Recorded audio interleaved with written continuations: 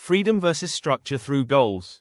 The difficulty, and impossibility, many people face in recognizing the workings of the midpoint mechanism stems from their mindset.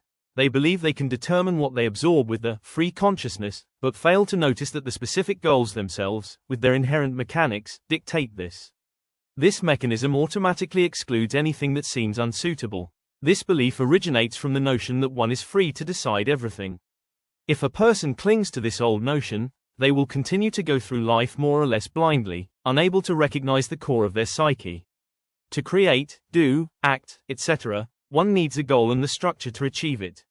This is executed by the existing neural network within the individual, or the network that develops cognitively or intuitively for this purpose, and which I call the midpoint, that which lies at the heart of the task.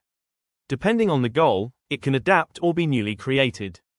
To accomplish this, a mechanism is activated that temporarily reduces the value of anything that doesn't fit the goal. I call this the midpoint mechanic, the description of the process for achieving a goal using a neural network. This should be immediately obvious, because if everything remained equal, it would be harder to adapt or develop specifically for a new goal.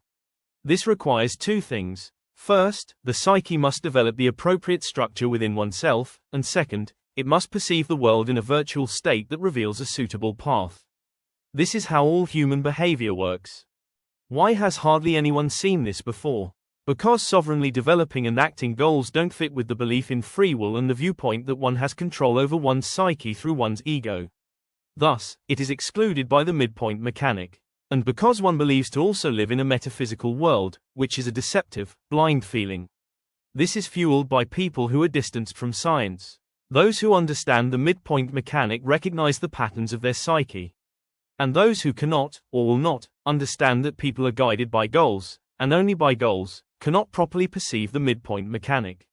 And will never be able to fully understand themselves.